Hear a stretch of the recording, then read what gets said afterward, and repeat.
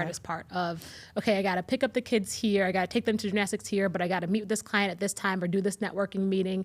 Trying to navigate all of that has been the biggest struggle. But again, having my husband work from home has been a nice support because sometimes he can go grab the kids off the bus. I definitely just realized I was struggling with finding joy. And I was like, man, I have so many great things in my life, but I just don't feel happy anymore. But I knew a lot of it had to do with the loss of my daughter. Yeah. And so I just realized I needed help. Okay. So. What we do. Girl, you's a boss mom. Baby girl, you so perfect. Girl, you's a boss mom.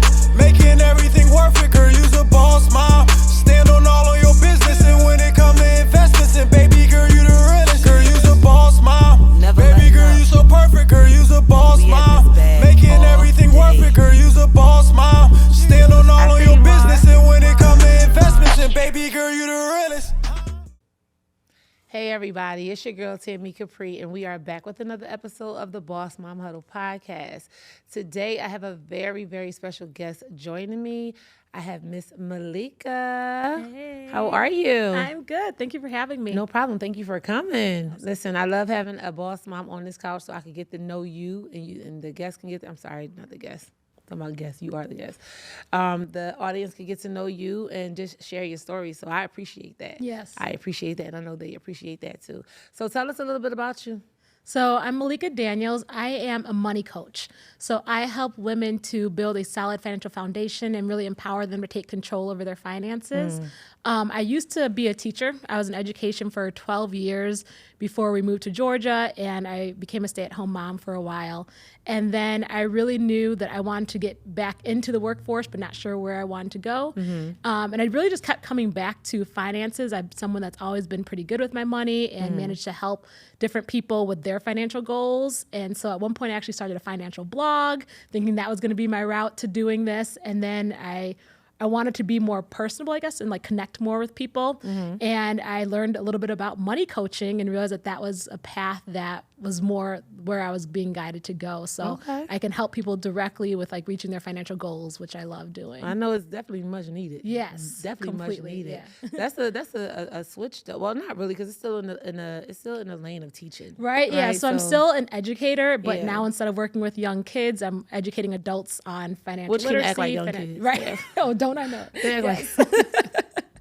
Yes. So money coaching, and you currently live, or have you always been here from Atlanta? No, so I'm originally from the Chicago area. Okay. So we moved to Georgia in 2017. 2017. Okay. Yeah. So you were a stay-at-home mom at 2017 when you moved here. Yeah. So Okay. when we left Chicago, that's when I left my career, and I just had my daughter at the time.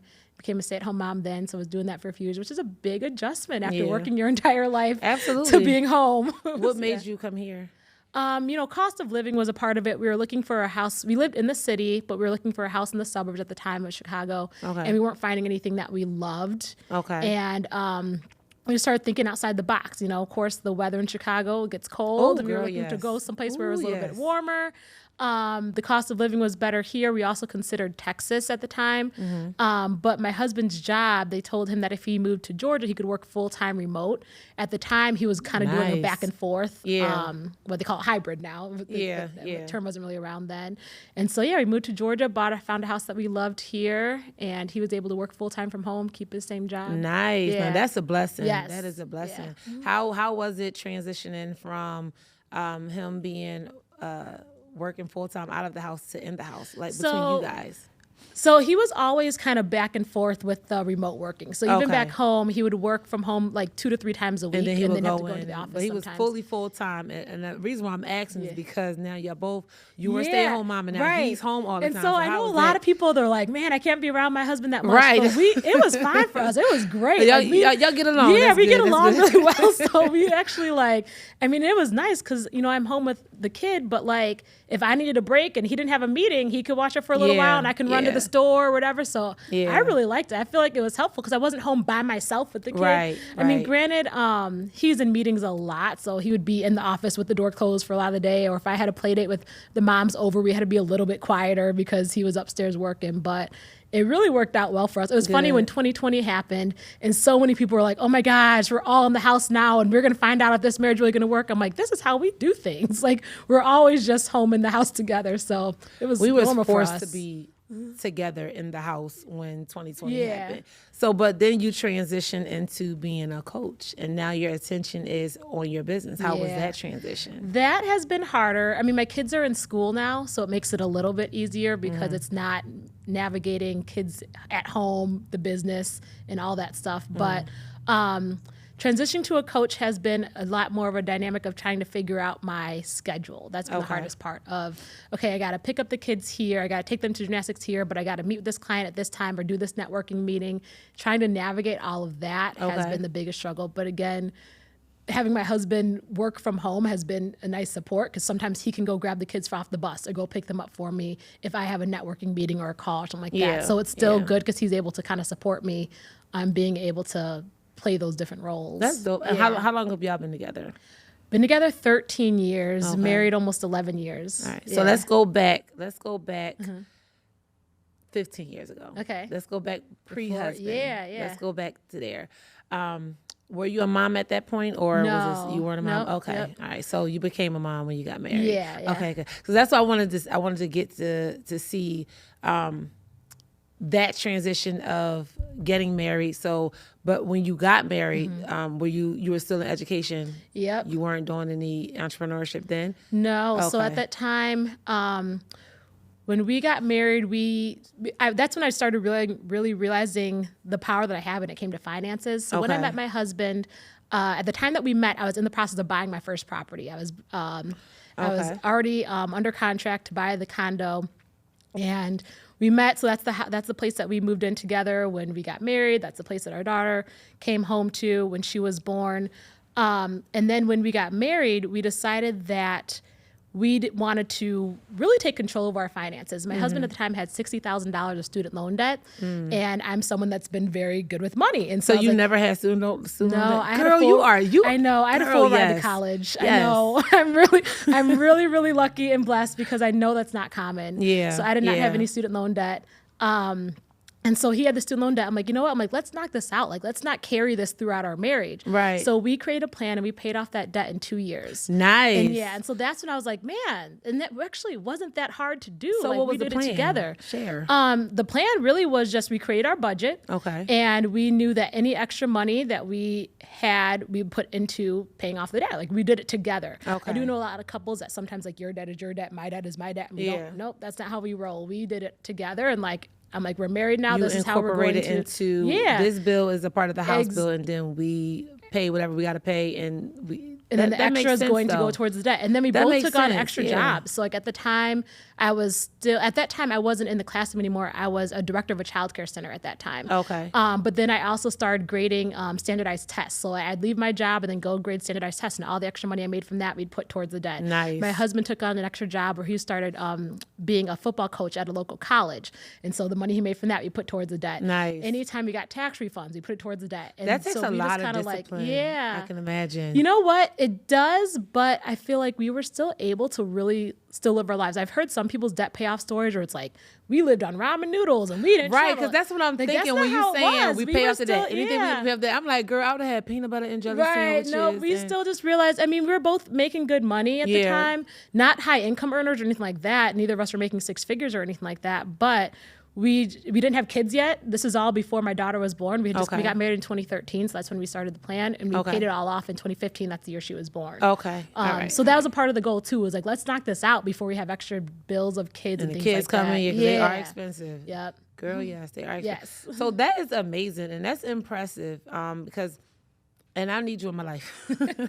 I definitely need you in my life because the hardest thing to do is, and maybe it's just me, I don't know, but I put student loan to the back burner. I make sure my credit is good. I make sure, I'm not, in a negative of anything, but it's like, I will call them and I will get something deferred. If I don't want to pay this bill, I will call them and I will get, now they have this, that repayment loan, and thank God they forgave I was so amazing. happy I love when to hear that when somebody gets their repayment. Girl, Yeah. when I say that was the best thing that ever happened, as far as that was concerned, because there was requirements, like you had to pay consistently for 10 years, but even with that, it was like, it was a lot. I'm like, we pay all this money to go to college, and then that debt at the time was bigger than my house debt, my mortgage.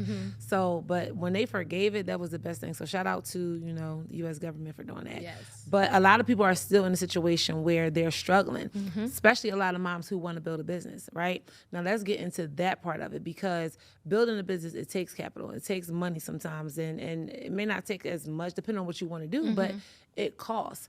How do you, or what would you tell a mom that has to choose between putting money toward their business or putting money towards paying off a debt? Right. Or do we hold off on paying the debt and try to make money in the business and then pay that off when we make money? Like, what would you tell a mom in that predicament? I think it definitely depends on the type of debt, right? So when we got married, neither of us had a lot of credit card debt. Okay. We both had cars, but that was a part of our plan too. So when we paid off that $6,000 debt, we both paid off our cars as well. But if you have a lot of credit card debt that's super high interest, that's costing you a lot of money, 30% interest or something like that, that might be something you want to knock out, because what I tell people all the time is paying off debt is like giving yourself a pay raise, right? So when you pay down that debt, that's more money that you get to keep in your pocket. Yeah. So depending on if you want to start a business or something like that, you might want to prioritize paying down high interest debt. Maybe not the student loan debt, because that interest isn't, crazy high, and maybe not your car or something like that, but maybe your high interest debt. But you can do both at the same time. You can put extra towards your high interest debt and also put some away towards savings for your business plan or whatever it is that you want to do. And when I'm working with my clients, it's really, I don't say like, you have to do it this way. You have to pay off your debt first and then you can do this. It's really like, what are your goals? That's the first conversation we have. And what is that you want to work on? If the debt is something that is really stressing you out, that you can't sleep at night because you're so frustrated with this debt, then maybe that's what we focus on. But if the debt isn't bothering you and you really want to save up to start your business, then that's what we'll focus on. So it's really kind of what's important to you. It's not what's important to me. You know what I mean? It's what's important to me is helping you achieve your goals. Yeah. Is your ideal client someone who's just like all over the place with money? But like, what is your ideal client? Yeah, my ideal client is a career woman who is making good money, but just feels like they are still living paycheck to paycheck and doesn't have enough to show for it. Okay. I have so many clients who are like, man, I'm finally making really good money, but how am I still struggling in the same way that I was struggling when I wasn't making this money? And so I feel like people that are really ready to like, I got to do things differently, really ready for a change. Because the reality is sometimes people aren't ready for a change, right? They like the idea of it, but the work change. required behind it. That's why I was stressing like, you have to be very disciplined to do that. Yeah. You know what I mean? And a lot of times it's discipline, but also it's getting the systems in place. Because I feel like that's what happened for me and my husband. Once we had the system in place and we knew this certain amount of money was going every check towards the debt, you don't miss it. If you take it away before you even see it, before it even hits the account. And a lot of people make the mistake of they get paid, they pay their bills, they go out to eat, they do those things, and then they say, okay, let me see what's left to save. And you need to do that first, That's right? backwards. Yeah, exactly. You need to, in the same way that you put that money aside to pay your rent or pay your mortgage, that you put that money aside to pay towards your debt or pay towards your savings, and then you can spend what's left. Hey, Boss Moms, it's your girl, Tammy Capri here. Make sure you're tapped in with us every Tuesday live on Instagram, where we're tapping in with other Boss Moms at the Boss Mom Huddle on Instagram. See you there.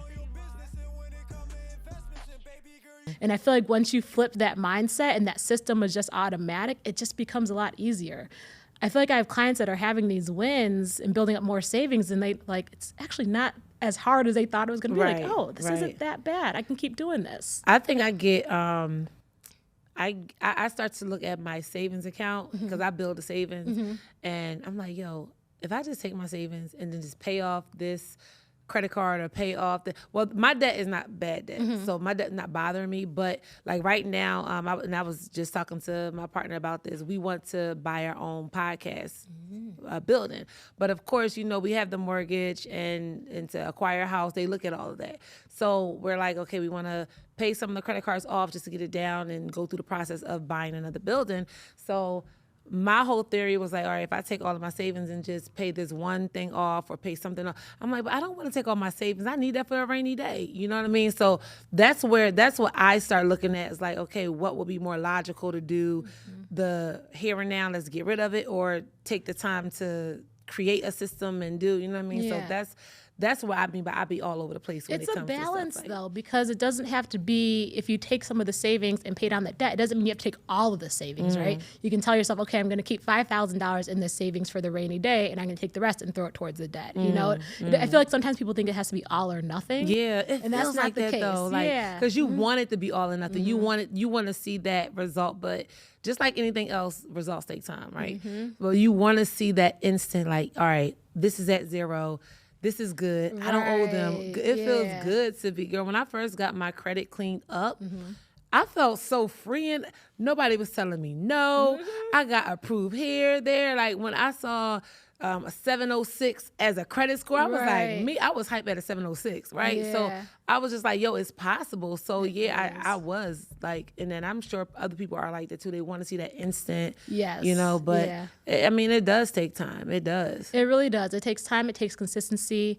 We started tracking our net worth after we paid off that debt in 2015. And just like when we think about where our net worth was then to where it is now, like that all takes time. It's not an instant thing. Right. So everything you Right. do with money, if you just continually keep that process going, you're going to see the growth. You're going Yeah. to see the journey. You're going to Yeah. see the all the rewards that you'll get out of it. But it doesn't happen in an instant. It's not this get rich quick. It's Right. not pay off debt quick. It's not, I mean, even the 2 years of paying off debt, it still took 2 years. You Yeah. know, like Yeah. it wasn't some quick thing that we did in a month. And I mean, nowadays, 2 years seem like 2 days. It does seem like nothing, right? It seems like, especially when you have a business, because you know Yeah. we break it down in quarters. So it's like, yo, we're already in quarter 2. Yeah. This year is gonna go by so fast. So 2 years, it doesn't seem like a long time to me now, but back then it seemed forever. Yes. You know what I mean? Yeah. So, but how is the whole transition with not transition? I'm sorry. How is it with your children and being a mom and having to balance time with them, and Yeah. or do you have time with them, or are you more? I don't have time because I'm focused on my business. Yeah. Like, how is it motherhood and growing your business? Well, motherhood is always hard. I feel like no matter what, whether you're a working mom, whether you're a stay-at-home mom, whether you're a business owner or not, motherhood is always hard. And so like I feel like, you know, I have different struggles than what I had. I had struggles when I was a stay-at-home mom and I wasn't trying to build a business. And then now my struggles, like I said, is managing the time. The evenings, I try not to do a whole lot of work on the weekends. Like I don't schedule client calls on the weekends, Okay. but I might do like a networking event or a vendor event or something, or like this or something like that on the weekend. But the weekends I typically have available for the kids for the most part. Okay. And then the evenings, it kind of just depends. Like some nights I might have client calls in the evening, so then my husband's got to do all the nighttime routines or have them playing in the backyard or something like that to keep them entertained.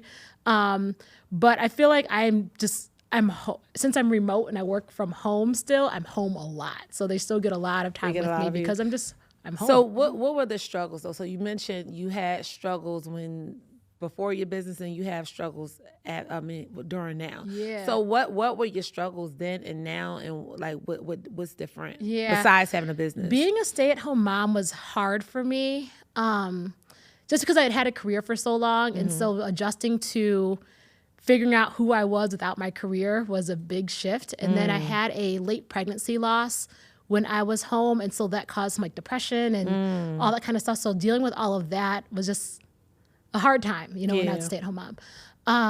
And then just like I had moved to a different state. I didn't know a lot of people, so trying to find friends and all that kind of stuff was just it was a harder journey than I thought it was going to be. I thought I'm going to be a stay-at-home mom. This is going to be perfect. I'm about to be like, leave it to Beav over here. You know what I mean? I thought like it was just going to be like a TV show or something, but you kind of lose yourself sometimes when you're parenting, and I really didn't know how to balance that. And I feel like having the business, I've definitely found myself. I found something I'm passionate about and I'm excited about, and so this is like helping me a lot in just my own personal growth. But the struggle now is just balancing it all and making sure, am I spending enough time with my kids? Am I also spending enough time on my business? But let me ask you this question, because I don't want to jump over, because I think you touched on a very, important subject. You said that there was a point in time where you was going through a depressive state, right? How did you pivot from that? How did you grow from that? Was it when you found your business, or did you have a support system in place to help that? Because I know depression, it hits, and sometimes like it looks different for everybody, and we don't even know that we're in that state. So for you to even be aware of that, at what point did you know, or how did you get through that or past that? What was some of the things that helped you? I definitely just realized I was struggling with finding joy. And I was like, man, I have so many great things in my life, but I just don't feel happy anymore. But I knew a lot of it had to do with the loss of my daughter. Yeah. And so I just realized I needed help.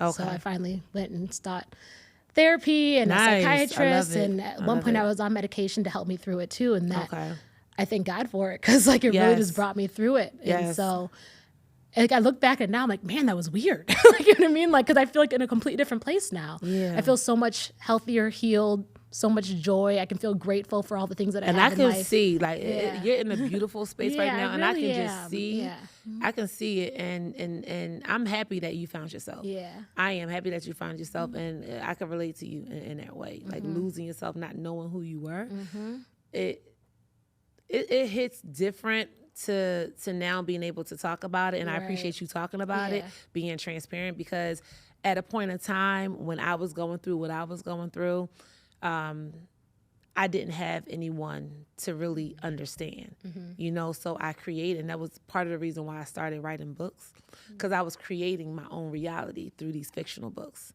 You know, imagine myself as these characters and writing about how I wanted them to be. And unfortunately, like, that grew into a whole business. I grew a publishing company, had 27 authors. Like, so that took me to a place where I lived in my books, if that made sense. I created my own world. And it wasn't until I seek therapy that helped me through a lot of the transitions in life. So just being transparent about that and being able to talk about it now, it helps somebody. So I appreciate you for, you know, sharing that, because it's people that's struggling through that now and don't know how to get out of it. Right. And like you said, like I'm someone that's always been seen as like the strong person and you know, that kind of thing. So it was really tough for me to realize what was going on. But I'm all for therapy and I'm all for seeking help and support. Absolutely. And my family, like I said, was supportive. My husband was very supportive, and that got me through. Nice. So when you started your coaching company, what did that look like? So I started coaching originally through another business. I was like, I still am a contract worker with them. So I do that as well. And you took their clients? Yes. No, I'm kidding. No, you say yes. No. They send me clients. So the way I work with them is like they clients will sign up with their company, and then they'll message me like, you have a new client. So I start working with their clients that way. So that's how I started with coaching, and I was enjoying it. But I realized that there were some things that I wanted to do slightly differently for myself with coaching, because I do it through their methods and their platform and stuff like that with them. And so that's when I'm like, you know what? I think I want to also do my own thing and do it my own way. And it really just kind of came to me quickly.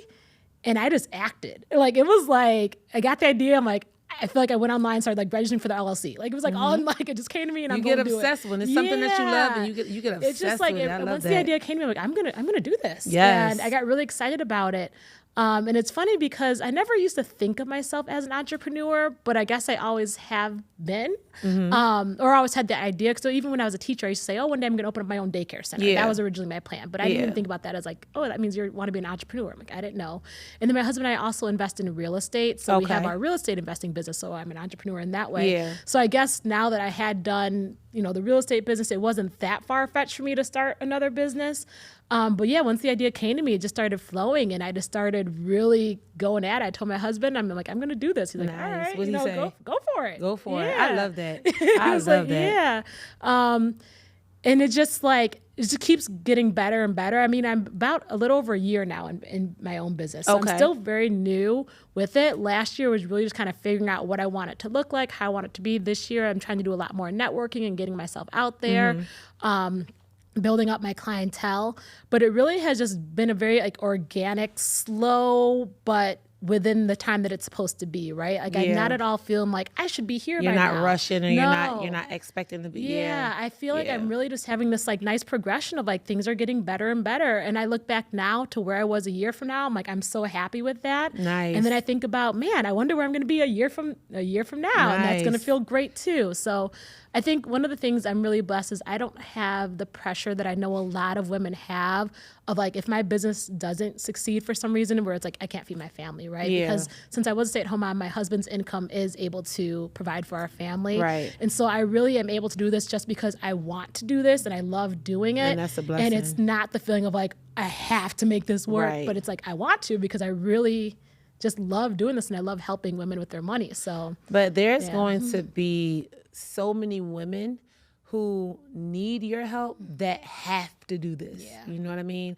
So you may not feel that, but your audience, and I'm speaking this and I'm going to affirm this, you are going to help so many women that can't manage their money, that can't get their business off the ground because they don't have good money management, that don't have the credit to get the things that they need, and that just give up. So that's the beauty of this all. You know what I'm saying? You have a different walk of life that where you can touch others another way, even if you're not experiencing that now. But you know what I'm saying? So and I just love that. I just love that. So no, that's so dope. Listen, tap in with Miss Malika, okay? Because how can people reach you, though, if they wanted to reach you? Yeah, so you can go to my website. It's www.womenwhomoneyplan.com. I'm on Facebook. I also have a Facebook group that is just a safe space for women to talk about their finances. Okay. That's Women Who Money Plan Facebook group. Do they have to be one of your clients to Nope, join? anyone can join the Facebook group. It's open to all women. I post content in there, tips about finances. We share our wins, our struggles. Nice. And it's just a safe space to talk about money because a lot of times people think it's such a taboo topic to talk about, but I want people to understand that like we're going to get better with handling our money the more we open up about our experiences. So if we share the things we're struggling with, we might learn from somebody else's struggle, or if someone else shares a win, we can learn from their win, right? So that's why I created that Facebook group, Women Who Money Plan. So yeah, my website, Facebook. I have an Instagram. I need to be more active on it, but again, it's Women Who Money Plan. And I actually just created a YouTube channel that I'm going to start because I go live on Facebook, providing different content, and so now I'm trying to convert that over to like a YouTube channel as well. Yeah, you're about to open up a whole nother avenue of helping people. So what is next on YouTube for you? Are you going to do live classes, or are you going to do right now I'm just trying to share all the stuff that I've been putting on Facebook and just kind of transition that over. So every Monday I do Money Plan Mondays with Malika, and I go live for about 15 minutes talking about some type of financial topic. So I'm trying to get all those over onto YouTube. And then once a month I've been doing something called Money Plan Conversations, where I sit and do an interview with somebody either in the finance field, real estate field, something else that can help my clients like just learn more avenues about when it comes to money. So talking to a realtor, talking to a financial advisor. This past one I just did was with someone that does like health insurance, helping people get their health insurance if they're an entrepreneur. So I just want to be able to provide information for people that need more knowledge when it comes to finances, all things. You know what that is that you do? You're podcasting. That's your podcast. Yeah, okay. And you need a podcast. Yeah. That's exactly what, that is so dope. What do you think the real issue with women specifically, because it's the Boss Mom Huddle, but overall people's relationship or idea with money? Like, what do you think the real issue is? Like, why are so many people in debt? Why is it hard for people to just to get on the right track when it comes to money? I'm glad you brought that up, because one of the big things that I focus on with my clients is people's money mindset. And I talk about the 8 qualities of a woman who money plans. And we go through each of these qualities during our sessions, talking about how we can shift our mindset so that we can be more productive and take control of our finances. And I think that's a big piece of it, because it's usually not always the case of like, you just don't make enough money. That's usually not the case. It's the habits that we have, our spending triggers, it's our upbringing, and we bring a lot of the stuff that we've seen our parents do or that our parents told us to do or not to do with money. We carry those a lot with us. So if you can shift the way you think about money, then you can shift your behavior with money. And I feel like that's probably the most important thing that people need to understand is like a lot of times just shifting your thinking about it. So sometimes we're people supposed to think about it's not even there. Yeah, We no. never got it. Well, No, so I'm sometimes kidding. people think about money as like, I just need it to buy things. It's like, it's used just like for materialistics. But I think more about money, it's like an asset builder, right? I use money to build wealth. I use money for my freedom. I use money so that I have more of my own time. And when you start shifting the way you think about it, then you think about it differently. Like, I don't get excited to go shopping. I get excited to go invest in my Roth IRA. I get excited, you know what I mean? I get excited if I'm paying down something early or buying another rental property. Yeah. I feel like that's important. Also, it's just understanding that you have to face your situation. A lot of times people get overwhelmed or stressed out about the idea of money and they don't want to actually dive in to see what's going on. Like, where's your money going? What are you typically spending on? How much debt do you have? You have to face it in order to fix scary. it. It is scary. That was the scariest part when I first started fixing my credit. To look at, okay, what number, what do I actually owe? Who do I actually owe it to? What are we looking at? And that's one of the first things I have my clients do. Just that anxiety to open up everything, to get all the documentation that I needed from whoever to say you owe whatever. Just looking at that, it was scary. But when I added it all up, I'm like, this ain't that bad. Right. Like, and that can what be was I scared of? sometimes it's not even as bad as you yeah. think. But also that's a win, right? Like facing that fear. And that's another thing that I talk to my clients about in the 8 qualities of women who money plan. I say, do it scared. And that's something I always tell my daughter too. I'm like, she's like, I'm scared. I'm like, do it scared. You can be scared. Except for drive. Don't do it scared when you're drive. driving.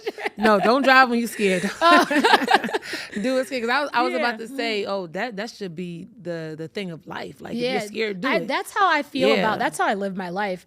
Even becoming a money coach and doing all these things, I was scared. I was terrified to do this. I'm going to do it scared. I'm going to do it anyway. Do it anyway, right. Because you don't grow when you let the fear stop you, right? And so that feeling of like, well, I was scared to kind of dive into my finances. I was scared to open up the bills and look what it is. Yes, it is scary, but we're going to do it scared. And now you have a coach that's kind of rooting you on, cheering you on, going to help you determine, now that we know the numbers are, what are we going to do about this? Help you create the plan, support you on seeing that plan through, cheer you on, and, help you come back if you do have a slip or whatever. We're going to figure out, okay, well, what are we going to learn from this? And how are we going to do better next time? I think letting fear stop you from pursuing anything in life is like, I don't know. You're going to regret it. Yeah. You're going to regret it. Because fear is, I did a live last week on our Instagram, and it was about the fear of failing. And that's what it is most of the time. People don't want to fail, but there's a beauty in failing. It's like you learn so much in failing. Like, now I don't mind failing. Like, this was our first time being here on this set today. And I'm like, if things go wrong, and Sue knows, she's not her head. Yeah, she knows how my anxiety gets, but it's okay if it goes wrong. It's okay if things don't go smoothly. We get to try it again tomorrow. Yeah. And at the end of the day, did you die? Right. No, we good. And when you try it again tomorrow, you're going to do even better because you learned something from the failure. Yes. So we want to fail. Yeah. There's a book called Fail First or Failing First or something. There's so many books about changing your perception or changing your relationship with fear of failing. Yes. So I encourage it all. Yeah. I encourage it all. You seem like you are an amazing coach. You seem like you're very patient. And I love that. Just how you're talking to me and you're easygoing. Like, girl, I would open up somebody's portfolio and see a mess. I'm like, I ain't dealing with this. No, absolutely not. So, but you seem very patient, and you do seem like you're the type of person that takes it seriously and is compassionate about what you do. So, and I can tell that, and that's where that happiness is coming from too. You found what you like. Yeah, so, I definitely believe. When I was teaching, that's all I ever wanted to do when I was 5 years old. I'm going to be a teacher. So I became a teacher. And in the beginning, I felt like this is where I'm supposed to be. I was loving it. And then eventually I got burnt out. And I had to be like, okay, time to move on. But now I feel like this is where I'm meant to be at this stage in my life. Like, I just love when my clients have their wins. it's like my win. It's like we your paid, win. we Yep. paid off this debt. Yep. We did this, like, you know what I We mean? did Like, this together. our net worth is growing. Like, I just love it when I see their wins. I also, like I mentioned, I have a real estate investing business. And so I'm really passionate about women owning properties, right? I think it's so important to build wealth. And so I have a client who just got approved for her mortgage loan. And I'm like, we getting in a house. You know what I mean? Yes. Like, that's Yes. how it feels. Like, I'm just so excited for her to become a homeowner because I understand how home ownership can help you to build wealth. And so it's so key. And I'm not sure, if you're aware, but, as Black people, we're more likely to be denied for a mortgage loan. Absolutely. And so I think it's Absolutely. so important that I want to help people to get on that right financial track, low debt to income ratio, money in the bank, increased credit score, so that we're going to be getting approved our first time and not have to get those denial letters, and we can get out there and build that wealth that we haven't been able to build for so many generations. Nice. Yeah. And they and that whole, because when we were purchasing a lot of our real estate, well, I keep saying first husband, like I had more than one husband, but the first time I was married, when we were purchasing real estate and we were doing like the first time homeowners program and everything, but they told us about the history behind redlining. So when you mentioned that, I was like, yeah, no, I am aware of, they made it harder for us to get that. So it's a beautiful thing that you're doing what you're doing. It's a beautiful thing. What's next for you in the next 5 years? What's next for you? Ooh, 5 years. Okay. In the next 5 years, well, I know I definitely want to do an ebook around the 8 qualities of women who money plan, because I think it's really important to change that mindset and have somebody that's really ready to change your finances and take control of your finances. And I really just want to grow my platform. I want my Facebook group to be a place where women just feel comfortable talking about their finances, coming there for any struggles that they have or questions. So I really just want that to be a thriving community. So growing that Facebook group and just helping my clients achieve their goals is really just kind of what I'm about. I'm always going to be doing the real estate stuff as well. So we're growing our real estate business is our path to building financial freedom for us. And so that's kind of always going to be something that I'm doing as well. Nice. Yeah. Nice. I'm excited to see where you're going to go with this. I'm excited because I'm tapped in with you now. I'm tuned in. And don't be surprised if you see my name on a little application or a little inquiries I coming always to you. do free consultations, by the way. So if anyone's interested, you can always schedule a free consultation call to see if I could help you with your finances. And we are going to put your website and all your social media, how to contact you, into the description of this video. But one more time, if you want to tell them how to get in touch with you. All right. So Malika Daniels, again, I'm a money coach with Women Who Money Plan. You can find me at womenwhomoneyplan.com. You can find me on Facebook, Women Who Money Plan, Instagram, Women Who Money Plan, and you can even search YouTube now at Women Who Money Plan.